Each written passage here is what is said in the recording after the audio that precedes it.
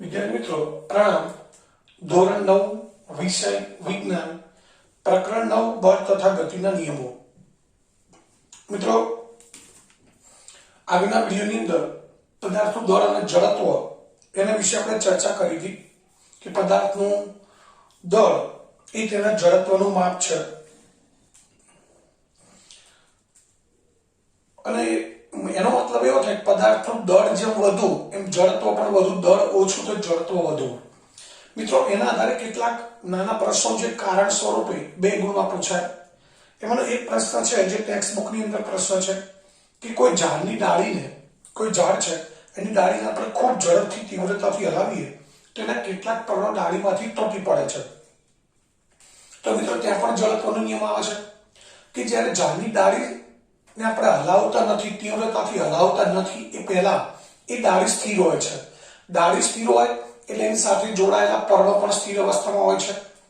હવે જ્યારે આપણે ઝાડની ડાળીને તીવ્રતાથી હલાવવાનો પ્રયત્ન કરીએ ત્યારે એ ઝાડની ડાળી હલે છે, કારણ કે આપણે બળ સીધે સીધું કોને આપીએ છીએ? ડાળીને। ડાળી હલે છે, પરંતુ જે પર્ણો છે એ પર્ણો જડત્વના નિયમ મુજબ સ્થિર રહેવાનો પ્રયત્ન કરે છે। એટલે એનો અર્થ એ થાય છે કે ડાળી હલે છે અને ડાળી સાથે સંપર્કમાં રહેલા પર્ણો છે એ સ્થિર રહેવાનો પ્રયત્ન કરે છે। એટલે પર્ણ અને ડાળી એ બંને વચ્ચેનું જો જોડાણ કરતું પર્ણદંડ છે એ મિત્રો જો પર્ણ પરિપક્વ એટલે કે પર્ણ પરિપક્વ બની ગયેલું હોય તો એ પર્ણદંડ છે એ કદાચ પરિપક્વ બની ગયું હોય તો એ પર્ણ તૂટી જવાની શક્યતા રહે છે। એટલે કારણ આ જ છે કે જ્યારે ઝાડની ડાળી છે એને આપણે તીવ્રતાથી હલાવીએ એ પહેલા એની સાથે જોડાયેલા પર્ણો છે સ્થિર અવસ્થામાં હોય છે। જ્યારે ઝાડની ડાળીને આપણે ખૂબ જ તીવ્રતાથી હલાવીએ છીએ ત્યારે એ ડાળી હલે છે, પરંતુ એની સાથે સંપર્કમાં રહેલા પર્ણો છે એ પર્ણો સ્થિર અવસ્થામાં રહેવાનો પ્રયત્ન કરે છે, જેના કારણે એ પર્ણો તૂટી પડે છે।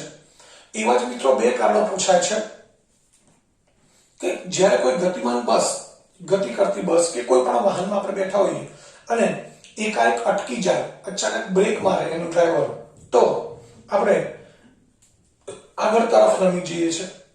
ગતિ કરતી બસની એકાએક બ્રેક વાગે તો આપણે આગળ તરફ નમી જઈએ। આપણે કારમાં બેઠા હોય ફોર વ્હીલમાં અને કાર રોડ ઉપર જતી હોય અને અચાનક વચ્ચે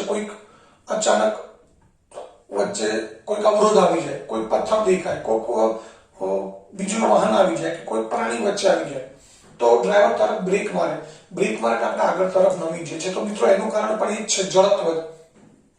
જવાબ કેવી રીતે લેવાનો છે ધ્યાનથી સમજો કે જ્યારે બસ ગતિમાં હોય છે ત્યારે તેમાં ઉભેલા મુસાફરો છે એ હંમેશા બસ ગતિમાં છે, તેમાં બેઠેલા કે ઉભેલા મુસાફરો પણ ગતિમાં હોય છે। જ્યારે બસ એકાએક થોભે છે, બ્રેક મારવાથી બસ એકાએક થોભે છે ત્યારે બસના સંપર્કમાં રહેલા જે મુસાફરના પગ છે એ પણ બસની સાથે સ્થિર અવસ્થામાં આવે છે, પરંતુ મિત્રો શરીરનો ઉપરનો ભાગ જે છે એ જડત્વના નિયમ મુજબ ગતિમાં રહેવાનો પ્રયત્ન કરે છે।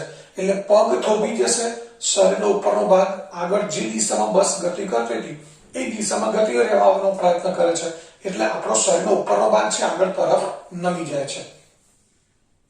તો એમાં કારણ આટલું લખવાનું છે, એકવાર ફરી બોલી જાઉં છું કે જ્યારે બસ ગતિમાં હોય છે ત્યારે તેમાં ઉભેલા મુસાફરોના શરીર પણ ગતિમાં હોય છે। જ્યારે બસ એકાએક થોભે છે ત્યારે બસના સંપર્કમાં રહેલા મુસાફરના પગ પણ સ્થિર અવસ્થામાં આવે છે, પરંતુ શરીરનો ઉપરનો ભાગ છે એ જડત્વના નિયમ મુજબ ગતિમાં રહેવાનો પ્રયત્ન કરે છે, જેથી આપણે આગળ તરફ નમી જઈએ છીએ। મિત્રો એ જ રીતે સ્થિર બસ એકાએક ઉપડે, સ્થિર ઉભેલી બસ છે કે કોઈ પણ વાહન છે, આપણે એમાં બેઠા છીએ, ઊભા છીએ અને અચાનક ઉપડે છે તો આપણે પાછળ તરફ નમી જઈએ છીએ। તો એમાં પણ મિત્રો આ જ કારણ છે। શરૂઆત ક્યાંથી થશે? બસ કેવી છે? સ્થિર। બસ સ્થિર છે તો તેમાં ઉભેલા મુસાફરો પણ કેવા છે? સ્થિર અવસ્થામાં છે। બસ એકાએક ઉપડે છે ત્યારે બસના સંપર્કમાં શું હોય છે? મુસાફરના પગ। તો બસ ઉપડે છે એટલે બસના સંપર્કમાં રહેલા મુસાફરના પગ પણ બસ સાથે ઝડપથી ગતિમાં આવે છે, પરંતુ શરીરનો ઉપરનો ભાગ જડત્વના નિયમ મુજબ શું કરે છે મિત્રો? સ્થિર રહેવાનો પ્રયત્ન કરે છે। ધ્યાનથી સમજો, પહેલું કારણ અને બીજું કારણ બંનેમાં કેટલો ફરક છે? પહેલામાં બસ ગતિમાં હતી તો શરીર ગતિમાં હતું, બસ અટકે છે તો પગ પણ સ્થિર થાય છે, પરંતુ શરીરનો ભાગ ગતિમાં રહેવાનો પ્રયત્ન કરે છે, એટલે આપણે આગળ તરફ નમી જઈએ છીએ. બીજું કારણ છે એમાં બસ કેવી છે? સ્થિર. તો આપણું શરીર પણ કેવું છે? સ્થિર અવસ્થામાં છે. બસ એકાએક ઉપડે ત્યારે મુસાફરના પગ બસ સાથે ગતિમાં આવે છે, જ્યારે શરીરનો ઉપરનો ભાગ છે એ જડત્વના નિયમ મુજબ સ્થિર રહેવાનો પ્રયત્ન કરે છે. એટલે પગ આગળ જશે, શરીરનો ઉપરનો ભાગ ત્યાંનો ત્યાં રહેશે, એટલે કે પગ આગળ જાય અને ઉપરનો ભાગ પાછળ નમી જાય, એટલે આપણે પાછળ તરફ નમી જઈએ છીએ. તો મિત્રો એમાં આટલું જ લખવાનું છે કે જ્યારે બસ સ્થિર હોય ત્યારે તેમાં ઉભેલા મુસાફરોના શરીર પણ સ્થિર અવસ્થામાં હોય છે. બસ એકાએક ઉપડે ત્યારે બસના સંપર્કમાં રહેલા મુસાફરના પગ ગતિમાં આવે છે, પરંતુ શરીરનો ઉપરનો ભાગ છે એ જડત્વના નિયમ મુજબ સ્થિર રહેવાનો પ્રયત્ન કરે છે, જેથી આપણે પાછળ તરફ નમી જઈએ છીએ. તો મિત્રો આ જડત્વના આધારે આ બધા આવા કારણો પૂછાતા હોય છે. હવે ત્યારબાદ આપણે કેટલાક ઉદાહરણો જોઈએ કે મિત્રો ટેબલ ટેનિસનો જે દડો હોય છે, ક્રિકેટ રમતા હશો એટલે કોઈ ખેલાડીને ટેબલ ટેનિસનો દડો એ વાગે તો કંઈ ખાસ ઈજા થતી નથી, પરંતુ જો મિત્રો મેચિસનો દડો જે ઇન્ટરનેશનલ ક્રિકેટ રમાતી હોય છે એની અંદર જે અત્યારે જે કંઈ ક્રિકેટ ટુર્નામેન્ટ ચાલતી હોય જે ઇન્ટરનેશનલ મેચો રમાય એમાં મેચિસનો દડો હોય છે, તો એ મેચિસનો દડો કોઈ ખેલાડીને વાગે તો એને ઈજા વધુ થતી હોય છે. મિત્રો એક જ ઝડપથી બે દડા છે, એક ટેનિસનો દડો છે, એક મેચિસનો દડો છે, એ બંને દડા એક વ્યક્તિને વાગે તો ટેનિસના દડાથી ખાસ ઈજા નહીં થાય, પરંતુ મેચિસનો દડો છે એનાથી ઈજા વધુ થાય છે. એનું કારણ છે મિત્રો બંનેનો વેગ એક સરખો છે, પરંતુ ટેનિસનો દડો છે એનું દળ ઓછું છે, હલકો છે વજનમાં, જ્યારે મેચિસનો દડો છે એ ભારે છે, એનું દળ વધારે છે. એટલે એના કારણે એ ખેલાડી પર જે બંને દડાને કારણે થતી અસર છે, દડાની ગતિને કારણે એ ખેલાડી પર લાગતું બળ, બંને દડા દ્વારા લાગતું બળ અને એની અસર એ જુદી જુદી છે. તો અહીંયા કયું પરિબળ કામ કરે છે મિત્રો? બંને દડાનું દળ. ટેનિસનો દડો છે એનું દળ ઓછું છે, મેચિસનો દડો છે એનું દળ વધારે છે, તો મેચિસના દડાનું દળ વધારે છે, તેની અસર વધુ થશે. એ જ રીતે આપણે એક વ્યવહારિક ઉદાહરણ લઈએ કે કોઈક વ્યક્તિ રોડ ઉપર ચાલતા જાય છે અને રોડની સાઈડમાં ચાલે છે, રોડ ઉપર કોઈક વ્યક્તિ એક્ટિવા લઈને જાય છે, એક્ટિવાની ઝડપ માત્ર 20 કિલોમીટર પ્રતિ કલાક છે, 20ની ઝડપે, એટલે ખૂબ ધીમે ધીમે એક્ટિવા જાય છે અને કોઈ કારણથી એ એક્ટિવા ચાલનાર વ્યક્તિ જોડા થાય છે, તો આપણે સમજી શકીએ કે ચાલનાર વ્યક્તિને કંઈ ખાસ ઈજા થશે નહીં, કદાચ પડી જાય પણ વધારે ઈજા નહીં થાય.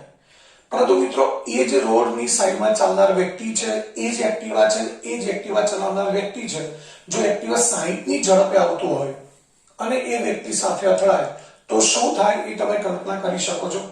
તો એ રોડ પર ચાલનાર વ્યક્તિને વધારે ઈજા થશે, એક્ટિવાને પણ ઈજા થશે, એક્ટિવા ચલાવનારને પણ ઘણી બધી ઈજા થઈ શકે. તો મિત્રો અહીંયા પણ કયું પરિબળ કામ કરે છે? રોડ પર ચાલનાર વ્યક્તિ એની એ છે, એક્ટિવા એનું એ છે, એક્ટિવા ચલાવનાર વ્યક્તિ પણ એ જ છે, તો બધાના દળ એના એ જ છે. પરંતુ રોડની સાઈડમાં ચાલનાર વ્યક્તિને 60ની સ્પીડે જતું એક્ટિવા છે એ અથડાય ત્યારે ઈજા વધુ થાય છે, 20ની ઝડપે જતું એક્ટિવા અથડાય ત્યારે ઈજા ઓછી થાય છે. તો મિત્રો અહીંયા કયું પરિબળ કામ કરે છે? વ્યક્તિને ઈજા થાય છે, વ્યક્તિ ઉપર બળ લાગે છે, એ બળની અસર થાય છે, એના માટે કયું પરિબળ કામ કરે છે? તો ઝડપ.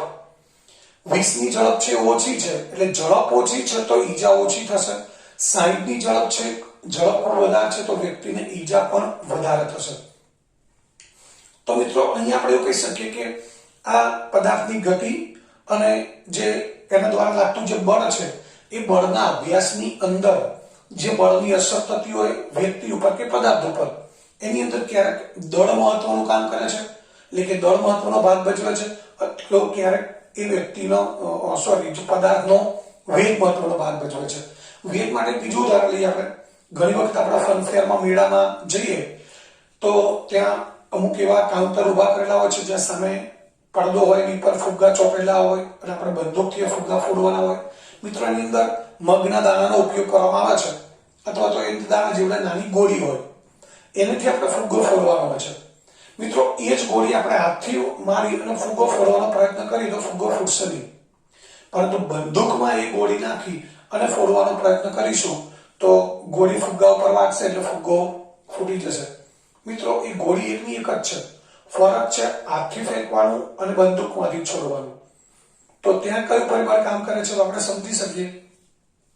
હાથથી ફેંકેલી ગોળી છે એનો વેગ ઓછો હશે, બંદૂકમાંથી જે ગોળી છૂટે છે એનો વેગ વધારે છે. એટલે ફુગ્ગા ઉપર એક જ ગોળી એક સરખી છે એટલે દળ સરખું છે, પરંતુ ફુગ્ગા ઉપર વધુ અસર કોની થાય છે? બંદૂકમાંથી છૂટેલી ગોળીની, કારણ એનો વેગ વધુ છે. તો મિત્રો અહીંયા આપણે વાત કરી છે કે પદાર્થની ગતિ અને એના દ્વારા લાગતું જે બળ છે એ બળના અભ્યાસમાં કેટલીક વાર પદાર્થનું દળ મહત્વનો ભાગ ભજવે છે, કેટલીક વાર પદાર્થનું વેગ એટલે કે ઝડપ મહત્વનો ભાગ ભજવે છે. તો મિત્રો આ રીતે આ બંને સરખું મહત્વ ધરાવતા હોય છે, પદાર્થનું દળ અને વેગ.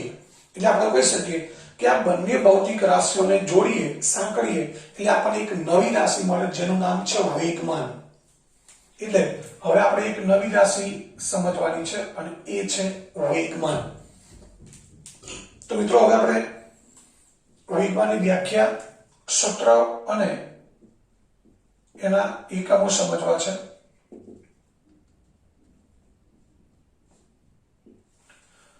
તો મિત્રો વેગમાનની વ્યાખ્યા આપણે વાત કરી કે કઈ બે રાશિ પરથી નવી રાશિ આવે છે? દળ અને વેગ. તો પહેલા આપણે સૂત્ર સમજી લઈએ. વેગમાનનું સૂત્ર છે દળ ગુણ્યા વેગ. એટલે આની ઉપરથી આપણે વ્યાખ્યા યાદ રાખીશું મિત્રો. આ વેગમાન છે એનો સંકેત છે p, દળ m અને વેગ v. એટલે સૂત્ર યાદ રાખીશું આપણે. સૂત્ર પરથી વ્યાખ્યા સમજવાની છે, ગોખવાની નથી. તમે જોઈ શકો છો વેગમાન એટલે કઈ બે રાશિઓનો ગુણાકાર છે? પદાર્થનું દળ અને વેગ. તો વ્યાખ્યા લખી શકાય પદાર્થનું દળ અને વેગના ગુણનફળને પદાર્થનું વેગમાન કહે છે. આ વ્યાખ્યા થઈ ગઈ મિત્રો. સૂત્ર યાદ રાખવાનું છે, ખાસ ધ્યાનથી સમજો. સૂત્ર આપણે યાદ રાખીશું P બરાબર mv. એટલે એની પરથી ઘણું બધું આપણને આવડી જાય. સૂત્ર પરથી વ્યાખ્યા આવડશે, એનો એકમ પણ આવડશે. ક્યારેક વેગમાન શોધવાના દાખલા પૂછાય તો દાખલા પણ આપણે ગણી શકીએ. એટલે સૂત્ર યાદ રાખવાથી બધું આપણને સરળતાથી આવડી જાય. હવે અહીંયા P બરાબર વેગમાન, m બરાબર દળ અને v એટલે પદાર્થનો વેગ છે. હવે મિત્રો આપણે એનો એકમ જોઈએ. તો વેગમાન કઈ બે રાશિ પરથી બનેલી છે મિત્રો? દળ અને વેગ. તો દળનો એકમ લઈએ, વેગનો એકમ લઈએ. તો આનો એકમ પણ આપણે ગોખવાની જરૂર નથી. સૂત્ર ખબર છે કે P બરાબર mv, જ્યાં m એટલે દળ છે. દળનો SI એકમ કયો છે મિત્રો? કિલોગ્રામ. અને વેગનો એકમ છે મીટર પ્રતિ સેકન્ડ. તો વેગમાનનો એકમ થયો કિલોગ્રામ ઇન્ટુ મીટર પ્રતિ સેકન્ડ. એટલે આવું લખી શકાય કિલોગ્રામ ઇન્ટુ મીટર પ્રતિ સેકન્ડ. મિત્રો આ SI એકમ થયો. અને બીજો નાનો એકમ છે જેને CGS એકમ કહેવાય. અને MKS એકમ પણ કહેવાય છે. MKS CGS આ બે એકમ પદ્ધતિઓ છે. MKS એટલે m ફોર માસ, દળ. સોરી, m ફોર મીટર જે લંબાઈનો એકમ છે, k ફોર કિલોગ્રામ જે દળનો એકમ છે, s ફોર સેકન્ડ જે સમયનો એકમ છે. અને એ જ બધા એકમો અહીંયા છે, પરંતુ આ નાના એકમ છે. આ મીટર છે તો આ સેન્ટીમીટર છે, એનો c. કિલોગ્રામ છે તો આ ગ્રામ છે, એટલે આ પણ દળનો એકમ છે. આ સેકન્ડ, આ પણ સેકન્ડ.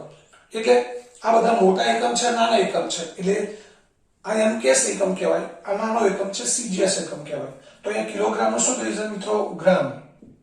મીટરનું સેન્ટીમીટર પર સેકન્ડ.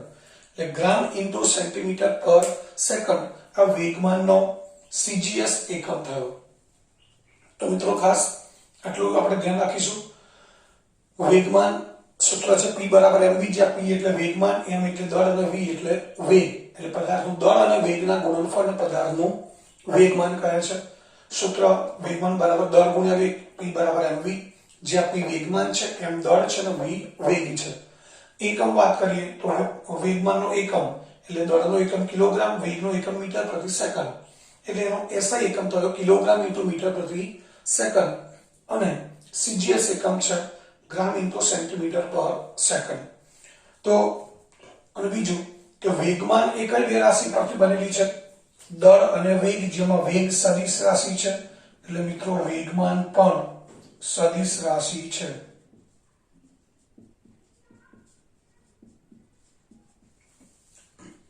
હવે આ વેગમાની વાત કરી. હવે મિત્રો ત્યારબાદ પદાર્થ પર લાગતા જે બળ છે એ બળ પદાર્થના વેગમાનમાં થતો ફેરફાર અને એ માટે લાગતો જે સમયગાળો છે એ સમયગાળા ઉપર આધાર રાખે છે, તો એની સાથે સંબંધ ધરાવે છે. અહીંયા પદાર્થ ઉપર જે બળ લાગે છે અને એ બળ છે એ મિત્રો પદાર્થના વેગમાનમાં થતા ફેરફારનો દર, એટલે કે પદાર્થના વેગમાનમાં થતો ફેરફાર અને એ પદાર્થના વેગમાનમાં થતા ફેરફાર માટે કેટલો સમય લાગે છે, આ સમય સાથે સંબંધ ધરાવે છે, એ આપણે સમજવું છે. તો મિત્રો એના માટે આપણે ઉદાહરણ લઈએ કે ધારો કે કોઈક કાર છે એની બેટરી ખરાબ થઈ ગઈ છે, બેટરી ડાઉન થઈ ગઈ છે, કાર સેલ મારવાથી ઉપડતી નથી. તો એ કારને આપણે એક કે બે વ્યક્તિ થોડોક ધક્કો મારીને છોડી દઈશું તો ઉપડશે નહીં, ચાલુ નહીં થાય. પરંતુ જો બે વ્યક્તિ છે એને વધારે સમય સુધી થોડા દૂર અંતર સુધી આપણે ધક્કો મારવાનું ચાલુ રાખીએ તો એ કાર શું થાય છે મિત્રો? ચાલુ થઈ જાય છે. હવે ચાલુ થવા માટે મહત્વનું શું છે? આપણને બધાને ખબર છે કે થોડોક ધક્કો મારીને છોડી દઈએ તો નહીં ચાલુ થાય, થોડા વધારે દૂર સુધી આપણે ધક્કો મારવાનું ચાલુ રાખીશું તો એ કાર ચાલુ થઈ જાય છે. અહીંયા વધારે સમય સુધી ધક્કો મારવાનું કારણ શું છે કે કારમાં આપણે જે બળ પહેલા જેટલું બળ આપ્યું હતું એટલું જ બળ આપ્યું છે, પરંતુ પહેલા ઓછા સમય માટે આપણે બળ આપ્યું, થોડું બળ આપીને છોડી દીધું. બીજી વખતે આપણે વધારે સમય સુધી બળ આપીએ છીએ, એટલે કે કાર છે એને આપણે બળ આપીએ છીએ એટલે બળ આપવાથી એનો વેગ વધે છે. પહેલા કાર કેવી હતી? સ્થિર હતી. મિત્રો કારનું જે દળ છે એ દળ તો જે છે એ જ રહેવાનું છે, પણ પહેલા કાર સ્થિર હતી ત્યારે વેગ શૂન્ય હતો. તમે જોઈ શકો આ સૂત્ર પરથી વેગ શૂન્ય હોય તો P બરાબર mv સૂત્ર પરથી એનું વેગમાન પણ કેવું હોય? શૂન્ય હોય. આપણે થોડો ધક્કો મારીને છોડી દઈએ એટલે વેગમાં થોડોક વધારો થયો, પણ લાંબા સમય સુધી આપણે ધક્કો મારતા રહીશું તો એનો જે વેગ છે એ વેગમાં વધારો મોટો થશે. વેગમાં વધારો મોટો થશે એટલે પહેલા વેગમાન શૂન્ય હતું, હવે વેગમાન થોડું વધી જશે. એટલે કે થોડો ધક્કો મારીએ ત્યારે વેગમાન શૂન્યમાંથી વધીને થોડુંક થાય છે. ધારો કે આ પહેલી પરિસ્થિતિ, એમાં P બરાબર શૂન્ય છે શરૂઆતમાં,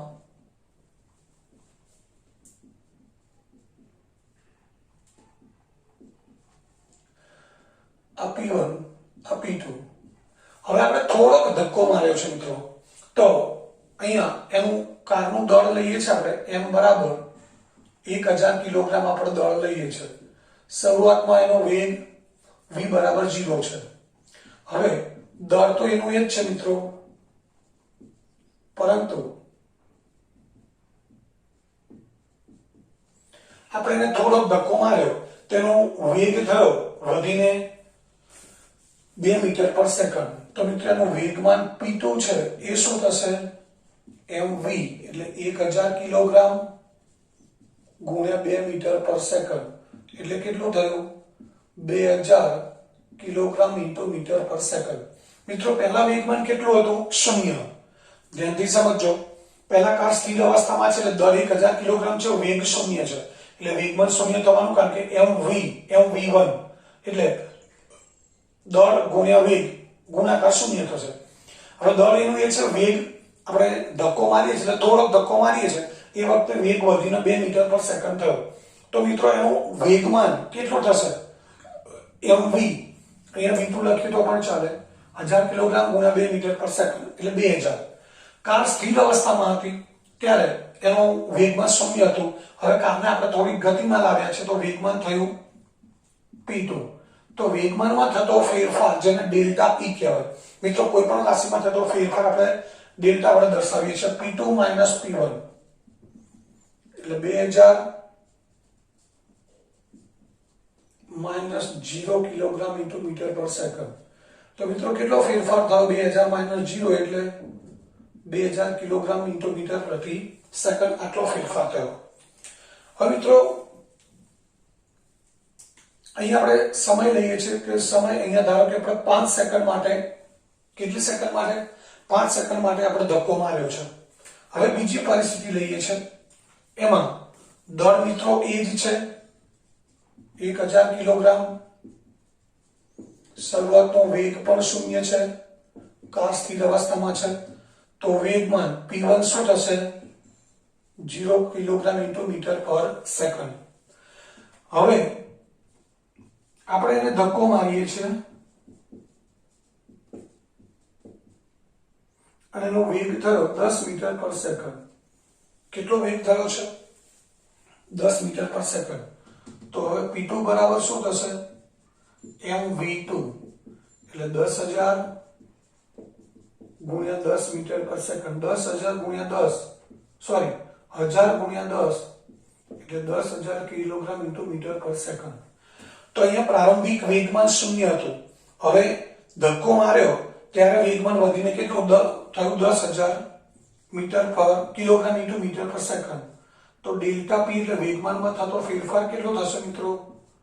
10,000 kilogram into metre per second minus 0 kilogram into metre per second. એટલે કેટલો ફેરફાર થશે? 10,000 kilogram into metre per second. તો અહીંયા આપણે થોડો ધક્કો માર્યો છે એટલે વેગમાનમાં ફેરફાર થયો, પણ એ માત્ર 2000 kilogram into metre per second. આપણે વધુ બળ આપ્યું છે એટલે વેગ વધીને કેટલો થયો? 10 મીટર પર સેકન્ડ. તેનું વેગમાન કેટલું થયું મિત્રો? 10,000 kilogram into metre per second. એટલે વેગમાનમાં થતો ફેરફાર પણ કેટલો થયો? 10,000 kilogram into metre per second. તો અહીંયા આપણે બળ વધુ આપ્યું છે તો વેગમાનમાં થતો ફેરફાર પણ વધુ છે, અને બળ ઓછું આપ્યું છે તો વેગમાનમાં થતો ફેરફાર પણ ઓછો છે. એટલે મિત્રો આનો અર્થ એ થયો કે અહીંયા પદાર્થ પર લાગતું બળ છે એ કોની સાથે સંબંધ ધરાવે છે? પદાર્થના વેગમાનમાં થતા ફેરફાર ઉપર. કોની પર મિત્રો? વેગમાનમાં થતા ફેરફાર ઉપર. હવે સાથે સાથે બીજી વસ્તુ કે અહીંયા ઓછું બળ લાગ્યું છે તો સમય પણ ઓછો છે. અને મિત્રો અહીંયા કદાચ આપણે આ જે બળ લગાડ્યું છે, કેટલું બળ લગાડ્યું છે? અહીંયા વેગ કેટલો પ્રાપ્ત થયો છે? 10 મીટર પર સેકન્ડ. તો આપણે એના માટે ઉપર કરતા નીચે વધારે સમય સુધી બળ આપ્યું હશે. તો અહીંયા વેગમાનમાં થતો ફેરફાર ઉપરાંત જે સમય આપણે જેટલા સમય માટે જે ફેરફાર કર્યો છે વેગમાનમાં, એ સમય ઉપર પણ આધાર રાખે છે એવું આપણે કહી શકીએ. એટલે અહીંયા કારના વેગમાનમાં થતો ફેરફાર છે એ મિત્રો માત્ર બળ છે એ બળના મૂલ્ય વડે માપી ન શકાય, પરંતુ એ બળ આપણે કેટલા સમય સુધી લગાડ્યું છે એ સમયને પણ ધ્યાનમાં રાખવો પડે. એટલે અહીંયા આપણે કહી શકીએ કે વેગમાનમાં થતો ફેરફાર ડેલ્ટા પી અને સમય છે ટી, એ બંને ઉપર પદાર્થ ઉપર લાગતું બાહ્ય બળ છે એ આધાર રાખે છે અથવા તો એની સાથે સંબંધ ધરાવે છે. અને આની પરથી ન્યૂટનનો ગતિનો બીજો નિયમ છે એ આપણે આ રીતે કહી શકીએ કે કોઈ પણ પદાર્થના વેગમાનમાં થતા ફેરફારનો સમય દર, પદાર્થના વેગમાનમાં થતા ફેરફારનો સમય દર બોલું છું મિત્રો, વેગમાનમાં થતો ફેરફાર નહીં, કારણ કે ફેરફારની સાથે સાથે આપણે સમયને પણ ધ્યાનમાં લેવાનો છે. મિત્રો વેગમાનમાં થતા ફેરફારનો સમય દર એટલે એને ડેલ્ટા પી અપોન ટી વડે દર્શાવાય. વેગમાનમાં થતા ફેરફારની સાથે આપણે સમયને પણ ધ્યાનમાં લેવાનો છે. એટલે ડેલ્ટા પી અપોન ટી એ વેગમાનમાં થતા ફેરફારનો સમય દર થયો. તો આ વેગમાનમાં થતા ફેરફારનો દર તેના પર લાગતા પરિણામી અસંતુલિત બાહ્ય બળ જેટલો હોય છે અને બળની દિશામાં હોય છે. પદાર્થના વેગમાનમાં થતા ફેરફારનો સમય દર તેના પર લાગતા અસંતુલિત બાહ્ય બળ જેટલો અને બળની દિશામાં હોય છે. અથવા એવું પણ કહી શકાય કે પદાર્થ ઉપર લાગતું જે બળ છે એ બળ કોના જેટલું હોય? તેના વેગમાનમાં થતા ફેરફારના સમય દર ઉપર આધાર રાખે છે, તો સમય દર જેટલો હોય છે. બંને એકબીજા સાથે સંબંધ ધરાવે છે, એટલે બંને રીતે કહી શકાય. તો મિત્રો આના આધારે આ વેગમાન અને વેગમાનમાં થતા ફેરફારનો સમય દર, એટલે કે જેમાં વેગમાનમાં થતો ફેરફાર અને સમય બંને રાશિ આપણે ધ્યાનમાં લેવાની છે. તો એના આધારે ન્યૂટનનો ગતિનો જે બીજો નિયમ છે એ આ રીતે કહી શકાય. મિત્રો ખાસ અગત્યનો પ્રશ્ન છે હવે પછીનો જે પ્રશ્ન છે, ન્યૂટનનો ગતિનો બીજો નિયમ લખો અને F બરાબર ma સૂત્ર તારવો. આ મોસ્ટ આઈએમપી પ્રશ્ન છે, લગભગ દરેક પરીક્ષામાં પ્રશ્ન પૂછાતો હોય છે, એટલે ખાસ સમજવાનો છે. તો એકવાર ફરીથી ન્યૂટનનો ગતિનો બીજો નિયમ શું છે? પદાર્થના વેગમાનમાં થતા ફેરફારનો સમય દર તેના પર લાગતા અસંતુલિત બાહ્ય બળ જેટલો અને એ બળની દિશામાં હોય છે. હવે મિત્રો આગળ જોઈએ આપણે ન્યૂટનનો ગતિનો બીજો નિયમ અને એનું ગાણિતિક સ્વરૂપ જે છે F બરાબર ma.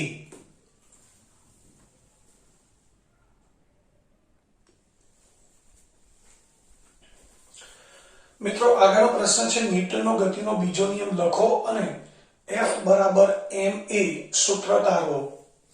ખૂબ અગત્યનો પ્રશ્ન છે, નિયમ પણ ખૂબ અગત્યનો છે અને સૂત્ર F બરાબર ma. તો શરૂઆત કરીએ પહેલા ન્યૂટનનો ગતિનો બીજો નિયમ જે આપણે હમણાં છેલ્લે વાત કરી કે પદાર્થના વેગમાનમાં થતા ફેરફારનો સમય દર. મિત્રો વેગમાનમાં થતા ફેરફારનો સમય દર એટલે વેગમાનમાં થતો ફેરફાર ડેલ્ટા p અને અપોન t સમય t. એટલે વેગમાનમાં જે ફેરફાર થાય છે એને આપણે સમય વડે ભાગી દઈએ એટલે એને વેગમાનમાં થતા ફેરફારનો સમય દર કહેવાય.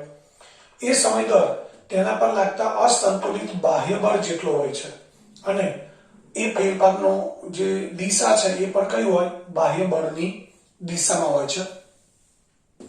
આ ન્યૂટનનો ગતિનો બીજો નિયમ થયો. હવે આપણે સૂત્ર તારવવું છે જેને ન્યૂટનના ગતિના બીજા નિયમનું ગાણિતિક સ્વરૂપ પણ કહેવાય જે F બરાબર ma છે. આગળ આપણે વેગમાનનું સૂત્ર જોઈ ગયા p બરાબર mv. હવે સૂત્ર છે F બરાબર ma જેને આપણે યાદ રાખીશું F બરાબર માં. F બરાબર ma એટલે F બરાબર માં. હવે સૂત્ર તારવવું છે તો શરૂઆત કરીએ. ધારો કે કોઈ m દળ ધરાવતો પદાર્થ છે. પદાર્થનું દળ છે m. સ્વવેગ પદ પર u જેટલા પ્રારંભિક વેગથી ગતિ કરે છે. મિત્રો પદાર્થ ઓલરેડી ગતિમાં છે જેનો પ્રારંભિક વેગ કેટલો છે? u.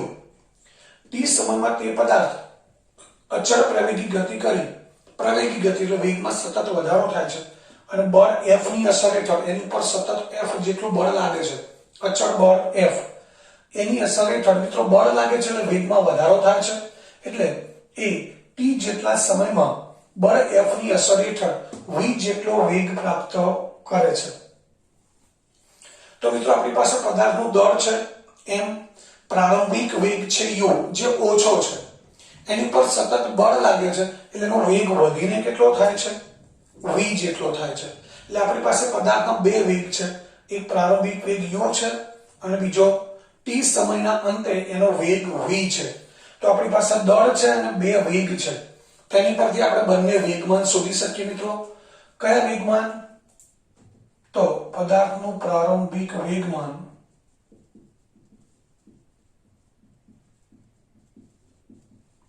જે આપણે p1 લઈએ. સંકેતમાં મિત્રો કેટલીક વાર pi પણ લખાતું હોય છે, p1 પણ લખી શકાય. એ શું થશે? દળ ગુણ્યા પ્રારંભિક વેગ u. શરૂઆતનો વેગ u છે એટલે પ્રારંભિક વેગમાન p1 બરાબર શું થશે? mu. એ જ રીતે પદાર્થનું અંતિમ વેગમાન p2 દળ ગુણ્યા અંતિમ વેગ v એટલે p2 બરાબર શું થશે મિત્રો? mv. હવે t જેટલા સમયમાં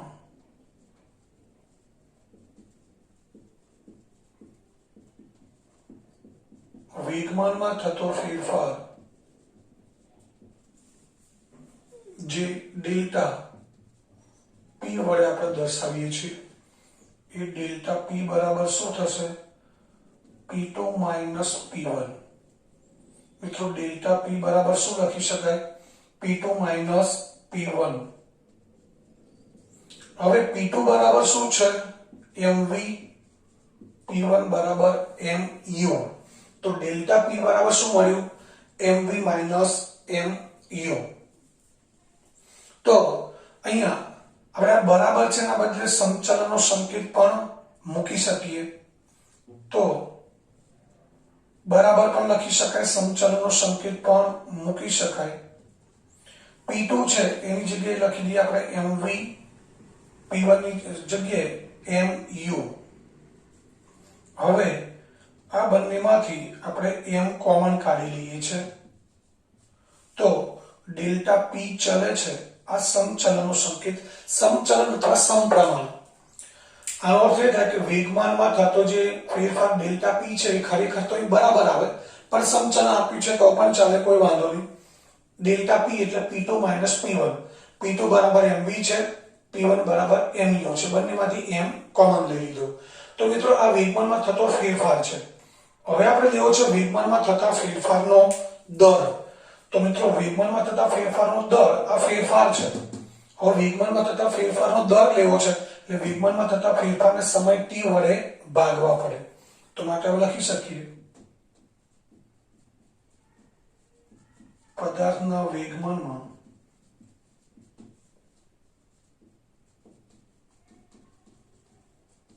થતા ફેરફારનો દર.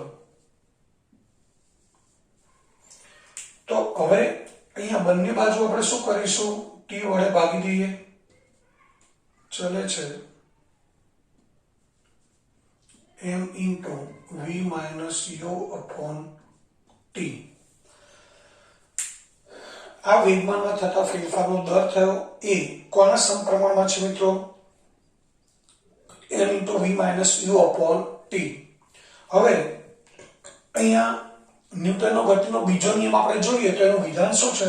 પદાર્થના વેગમાનમાં થતા ફેરફારનો સમય દર. એટલે વેગમાનમાં થતા ફેરફારનો સમય દર છે એ કોના જેટલો હોય? તેના પર લાગતા અસંતુલિત બાહ્ય બળ જેટલો. મિત્રો અહીંયા કેટલું બળ લગાડેલું છે આપણે? F.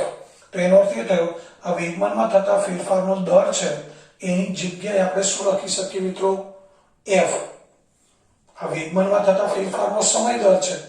આ વેગમાનમાં થતા ફેરફારનો દર એને સમય વડે ભાગીએ એટલે વેગમાનમાં થતા ફેરફારનો સમય દર થયો. એ ન્યૂટનના ગતિના બીજા નિયમ મુજબ કોના જેટલો હોય? બાહ્ય બળ જેટલો. અહીંયા કેટલું બળ લાગે છે? F. એટલે ડેલ્ટા p upon t એની જગ્યાએ આપણે શું લખી શકીએ હવે? F. તો એ લખી શકીએ. હવે ન્યૂટનના ગતિના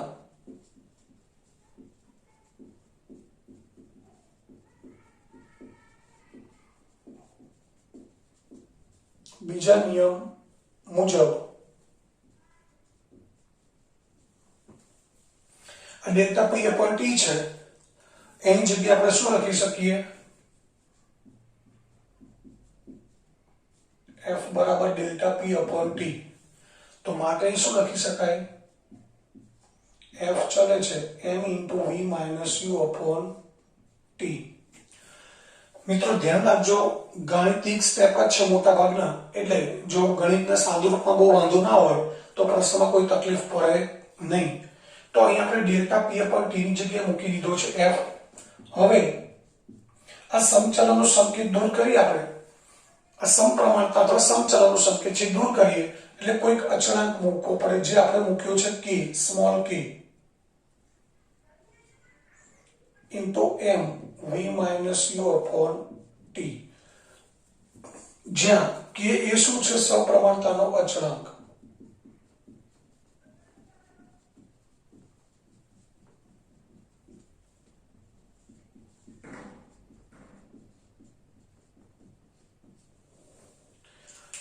તો અહીંયા આ સમપ્રમાણતાનો સંકેત દૂર કરીને હંમેશા બરાબર અને કોઈક અચળાંક મૂકવો પડે જે અચળાંક આપણે કે મૂક્યો છે. હવે મિત્રો આપણે ગતિવાળું પ્રકરણ છે એની અંદર ભણી ગયા હતા પ્રવેગની વ્યાખ્યા અનુસાર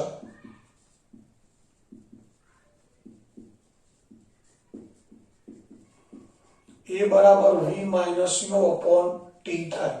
આ પ્રવેગનું સૂત્ર છે v minus u upon t. પ્રવેગનું સૂત્ર શું છે મિત્રો? a બરાબર v minus u upon t. તો v minus u upon t જે આટલો ભાગ છે એની જગ્યાએ આપણે શું મૂકી શકીએ મિત્રો? a. પ્રવેગ a. તો શું થઈ જશે? F બરાબર kma. v minus u upon t આની જગ્યાએ આપણે મૂકી દઈએ છે a. એટલે હવે સમીકરણ શું બનશે? F બરાબર kma. હવે મિત્રો આપણે અહીંયા બળનો એકમ એવો પસંદ કરીએ કે જેથી આ સમીકરણ છે એમાં k નું મૂલ્ય 1 થાય. તો અહીં બળનો એકમ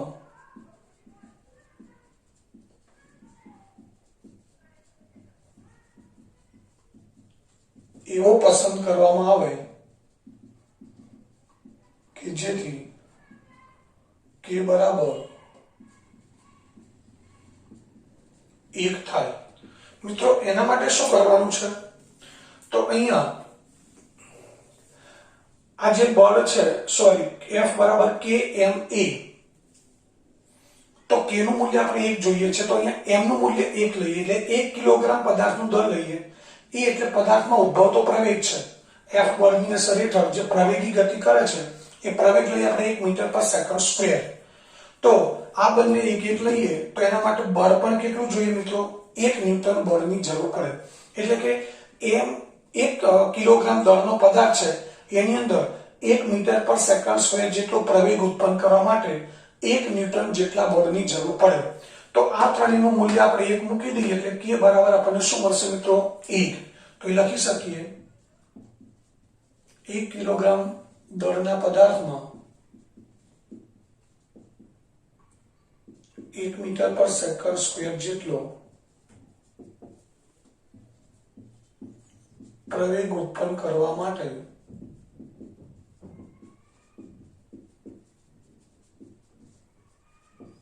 જરૂરી બળ કેટલું હોય મિત્રો? 1 ન્યૂટન. બળ 1 ન્યૂટન અથવા 1 એકમ લખીએ તો પણ ચાલે. તો માટે હવે આપણે બધી કિંમતો અહીંયા લખી દઈએ.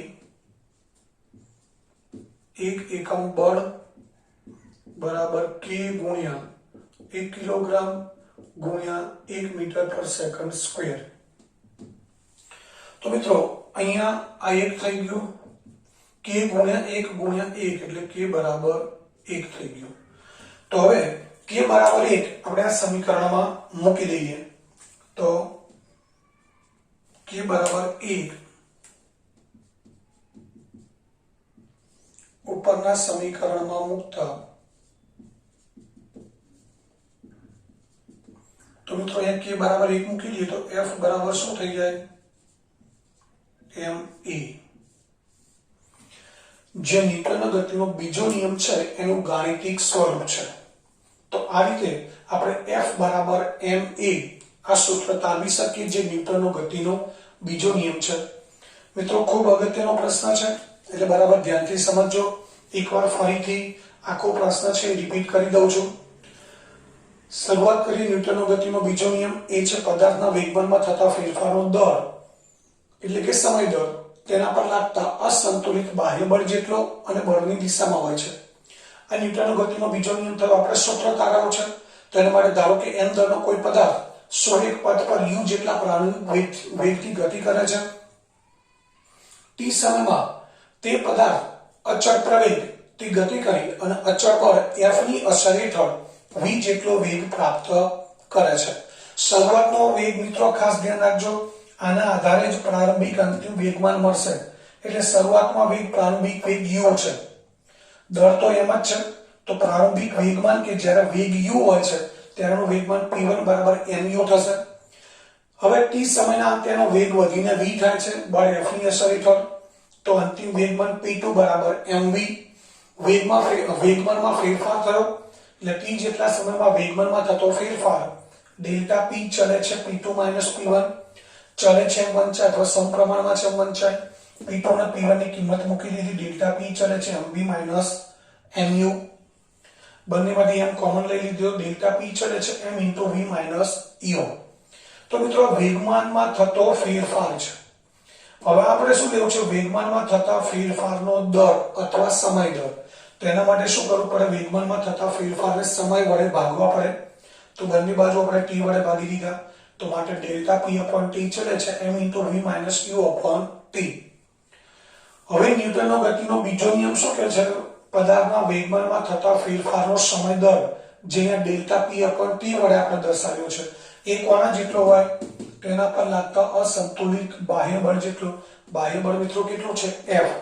તો ડેલ્ટા p / t બરાબર આપણે શું લખી શકીએ? f. એટલે આ પરિણામમાં આપણે ડેલ્ટા p / t ની જગ્યાએ f મૂકી દીધો. f ચલે છે m * v - u / t.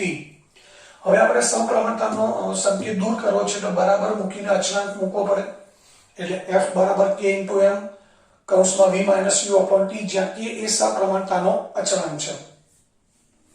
હવે આ પરિણામ મળ્યું સૂત્ર એની અંદર v - u / t એ મિત્રો કોનું સૂત્ર છે? પ્રવેગનું. એટલે પ્રવેગની વ્યાખ્યા અનુસાર a બરાબર v - u / t અથવા v - u / t બરાબર a મૂકીએ તો આપણને આ પરિણામ મળશે કે f બરાબર km. એ એમ રહેશે. v - u / t ની જગ્યાએ મૂકી દીધા આપણે a. હવે આ જે પરિણામ મળ્યું એમાં આપણે k ની બળનો એકમ એવો પસંદ કરીએ કે જેથી F બરાબર K બરાબર 1 થાય. એટલે આ બંનેનો એકમ અને બળનો એકમ સરખો થવો જોઈએ. એટલે K બરાબર આપણને 1 મળે. તો એના માટે આપણે શું કર્યું? 3 નું મૂલ્ય 1. પદાર્થનું દળ 1 કિલોગ્રામ. એટલે 1 કિલોગ્રામ દળના પદાર્થમાં 1 મીટર પર સેકન્ડ સ્ક્વેર જેટલો પ્રવેગ ઉત્પન્ન કરવા માટે કેટલું બળ જોઈએ? 1 એકમ બળ જોઈએ. તો 1 એકમ બળ બરાબર K ગુણ્યા 1 કિલોગ્રામ ગુણ્યા 1 મીટર પર સેકન્ડ સ્ક્વેર. તો 1 K ગુણ્યા 1 ગુણ્યા 1 એટલે K બરાબર 1. K બરાબર 1 ઉપરના સમીકરણમાં આપણે મૂકી દઈએ તો F બરાબર ma, જે ન્યૂટનના ગતિના બીજા નિયમનું ગાણિતિક સ્વરૂપ છે. મિત્રો આને આપણે શબ્દોમાં એવું કહી શકાય કે પદાર્થ પર લાગતું બાહ્ય બળ પદાર્થના દળ અને પ્રવેગના ગુણનફળ જેટલું હોય છે. જેમ P બરાબર mv, એમાં આપણે વાત કરી હતી કે પદાર્થનું વેગમાન દળ અને વેગના ગુણનફળ જેટલું હોય. એમાં કહી શકાય પદાર્થ પર લાગતું બાહ્ય બળ પદાર્થના દળ અને પ્રવેગના ગુણનફળ જેટલું હોય છે. તો મિત્રો આ ન્યૂટનનો ગતિનો બીજો નિયમ, જે ખૂબ જ અગત્યનો પ્રશ્ન છે, એ આપણે અહીંયા પૂરો કર્યો છે. પણ હવે આ ન્યૂટનનો ગતિનો બીજો નિયમ અને વેગમાનમાં થતા ફેરફારનો સમય દર, એને લગતા બીજા કેટલાક નાના પ્રશ્નો છે જેની આપણે અહીંયા ચર્ચા કરવી છે. તો એ પ્રશ્નો જોઈએ.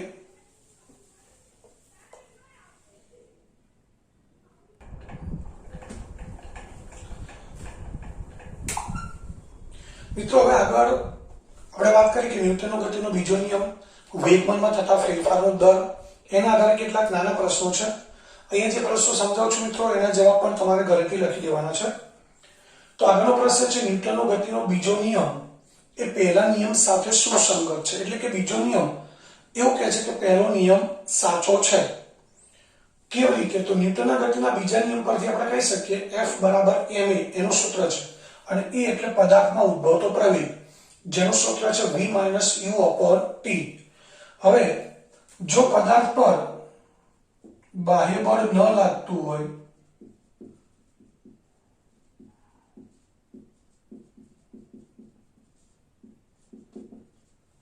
પદાર્થ પર કોઈ બાહ્ય બળ ન લાગતું હોય તો F બરાબર આપણે 0 લઈ શકીએ.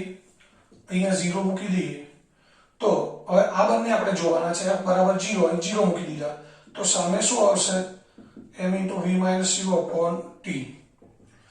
આ t ને સામે ગુણાકારમાં લઈ જઈએ એટલે 0 ગુણાકાર થશે. m છે ગુણાકારમાં છે, 0 ના છેદમાં લઈ જઈએ તો પણ 0 થશે. એટલે બાકી વધ્યું v - u. u ને ડાબી બાજુ લાવીએ તો માઈનસ છે, પ્લસ થઈ જશે, u બરાબર v થાય. હવે u એટલે પ્રારંભિક વેગ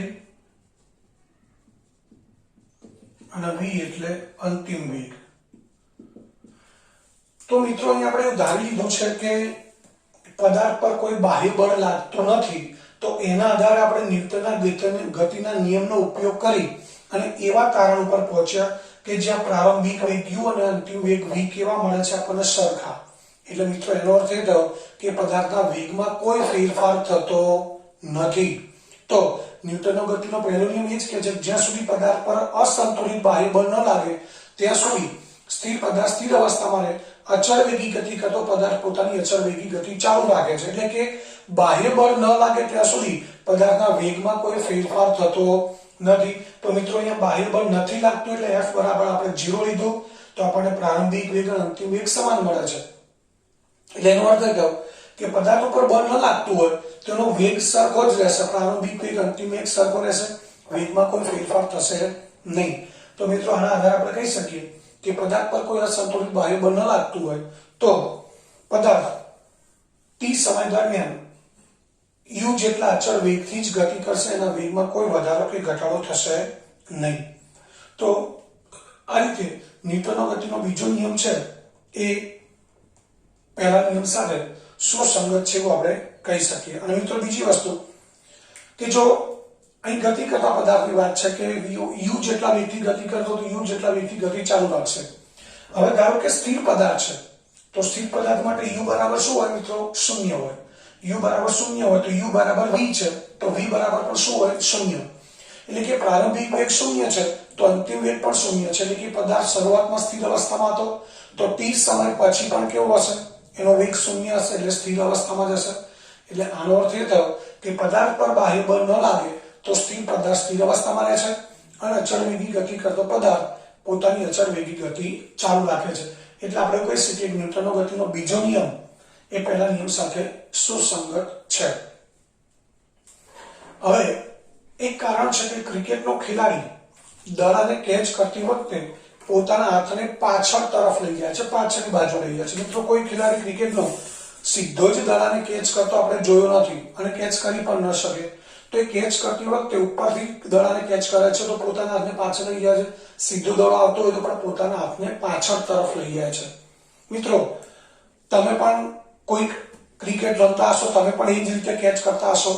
તમને કોઈએ કીધું નથી કે દડો કેચ કરતી વખતે હાથ પાછળ લઈ જવા પડે, પરંતુ તમે અનુભવના આધારે શીખ્યા છો.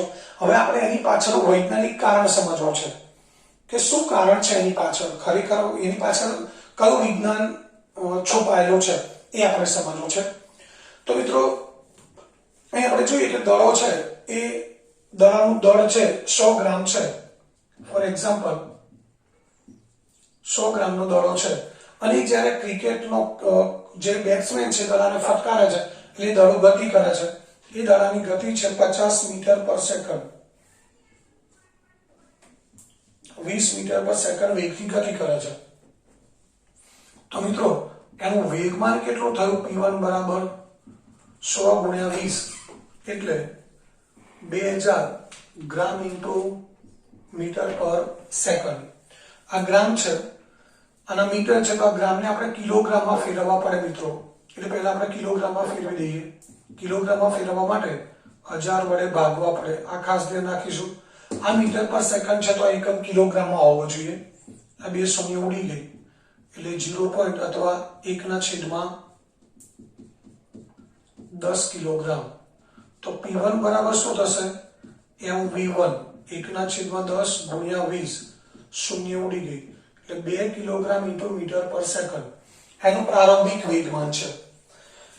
મિત્રો એ દડાને કોઈ ક્રિકેટનો ખેલાડી કેચ કરે છે એટલે એનો વેગ જે છે દડો હાથમાં આવી ગયા પછી વેગ કેટલો હશે મિત્રો, શૂન્ય હશે.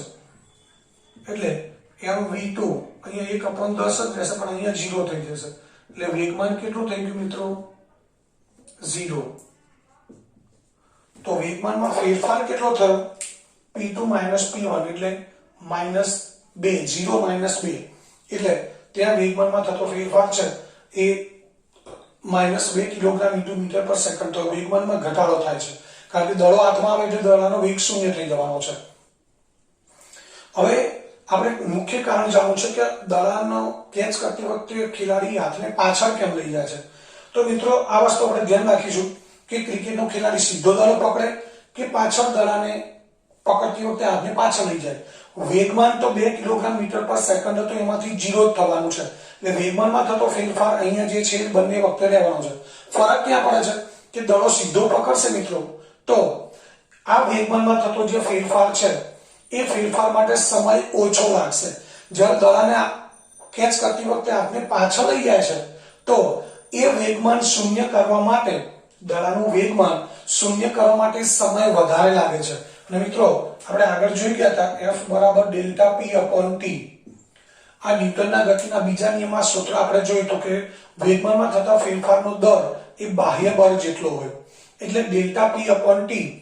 ક્રિકેટનો ખેલાડી સીધો દડો પકડે છે તો આ સમય ઓછો લાગે છે. મિત્રો સમય ઓછો લાગે છે એટલે તમે સમજો છો કે સમય અને બળ કેવા પ્રમાણમાં છે, વ્યસ્ત પ્રમાણમાં. તો સમય ઓછો તો બળ કેવું લાગશે, વધુ લાગશે. એટલે એ જે દડો હાથમાં પકડાય ત્યારે દડા વડે હાથ ઉપર બળ વધુ લાગશે જેના કારણે હાથમાં ઈજા થશે.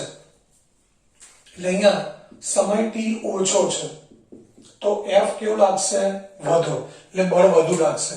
હવે જ્યારે એ જ ખેલાડી હાથને પાછળ તરફ લઈ જાય છે તો વેગમાનમાં થતો ફેરફાર તો એનો એ જ છે, ડેલ્ટા P જ આ જ ફેરફાર થવાનો છે. પરંતુ હવે બીજી સ્થિતિમાં શું થાય છે મિત્રો, સમય વધી જાય છે. વેગમાન શૂન્ય તો થાય છે પણ હાથને પાછળ તરફ લઈ જાય છે એટલે સમય વધુ લાગે છે એટલે સમય t વધી જાય છે તો બળ F કેવું લાગશે, ઓછું. આ બંને વ્યસ્ત પ્રમાણમાં છે તો સમય t વધુ લાગે એટલે બળ F ઘટી જાય.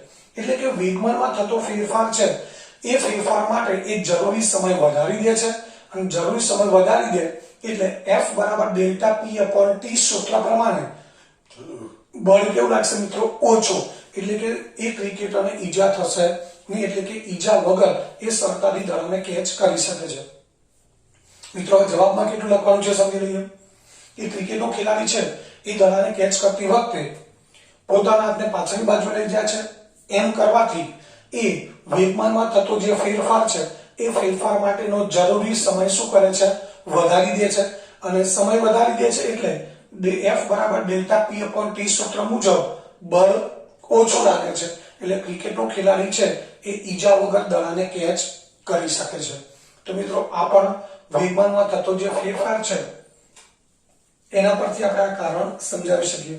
એટલે મિત્રો તમે ક્રિકેટ રમતા હોય તો ત્યારે તમે કેચ કરો છો તો તમને પણ અનુભવ હશે કે સીધો કેચ કરીએ, ક્યારેક અનુભવ કરી જોજો, ના કર્યો હોય તો સીધો દડો કેચ કરીએ તો મિત્રો હાથમાં વાગશે, હાથ લાલ થઈ જશે અને આપણે હાથને પાછળ તરફ લઈ જઈએ તો કોઈ તકલીફ થતી નથી. એની પાછળ આ વૈજ્ઞાનિક કારણ રહેલું છે. ત્યારબાદ બીજું એવું કારણ છે કે કરાટેનો ખેલાડી છે એ એક જ ઝટકામાં બરફની પાટ અથવા ઈંટ, બરફની પાટ કદાચ નહીં જોઈ, ઈંટને તો તોડતી આપણે ઘણી વખત જોઈ હોય છે, ઈંટને તોડી નાખે છે. એની પણ પાછળ મિત્રો આ જ કારણ જવાબદાર છે. હવે એ પણ આપણે સમજી લઈએ.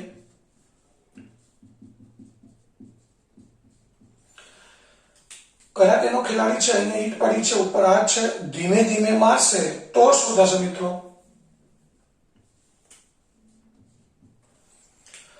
જ્યારે એનો હાથ છે એ ધ્યાન રાખજો, હાથ ગતિમાં છે ત્યારે એની પાસે ચોક્કસ વેગમાન છે.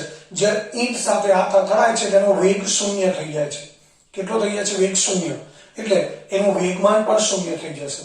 એટલે ત્યાં જે પ્રારંભિક વેગમાન હતો એ અંતિમ વેગમાન શૂન્ય થઈ ગયું. અંતિમ વેગમાનમાંથી પ્રારંભિક વેગમાન બાદ કરી આપણને ડેલ્ટા t મળે. પણ ધીમે ધીમે હાથ મારે છે તો આ સમય વધુ લાગશે મિત્રો. સમય વધુ લાગે તો બળ કેવું લાગશે? ઓછું. એટલે આ સિમ્પલ વસ્તુ છે કે ધીમે ધીમે મારશે તો વેગમાનમાં થતા ફેરફાર માટેનો જરૂરી સમય t વધારે લાગે. સમય વધારે લાગે એટલે બળ ઓછું લાગે તો એ ઈંટ તૂટશે નહીં. પરંતુ એ જ હાથ છે, એ જ ઈંટ છે અને ઝડપથી પ્રહાર કરશે, ઝટકો મારશે તો શું થશે? અહીંયા t સમય ખૂબ ઓછો લાગે. સમય કેવો લાગશે? ઓછો. વેગમાનમાં ફેરફાર એટલો જ થાય છે પરંતુ સમય ખૂબ ઓછો લાગે છે એટલે બળ કેવું લાગશે? વધુ. અને બળ વધુ લાગે એટલે ઈંટ ઉપર બળ વધારે લાગે એટલે ઈંટ તૂટી જાય. તો મિત્રો અહીંયા પણ આ જ કારણ જવાબદાર છે. આપણે કહી શકીએ કે મોટા વેગથી ખૂબ જ ઓછા સમયગાળામાં એ શું કરે છે? બરફની પાટ ઉપર ખૂબ જ વધારે વેગથી ઓછા સમયગાળામાં ઝડપથી મારશે એટલે સમય ખૂબ ઓછો લાગે છે. મોટા વેગથી ખૂબ જ ઓછા સમયગાળામાં બરફની પાટ ઉપર એ ઝટકો મારે છે જેના લીધે સમય ખૂબ ઓછો લાગે છે. F બરાબર ડેલ્ટા P upon T મુજબ બળ F વધુ લાગે છે જેથી બરફની પાટ અથવા તો ઈંટ સરળતાથી તૂટી જાય છે. તો મિત્રો આ અહીંયા ન્યૂટનનો ગતિનો બીજો નિયમ અને એને લગતા કેટલાક ટૂંકા પ્રશ્નો છે એ અહીંયા પૂરા થયા. હવે ન્યૂટનનો ગતિનો ત્રીજો નિયમ, વેગમાન સંરક્ષણનો નિયમ અને આર્કિમિડીઝનો સિદ્ધાંત. મિત્રો આ બધા જ જે મુદ્દાઓ છે એ આપણા આ વર્ષ માટે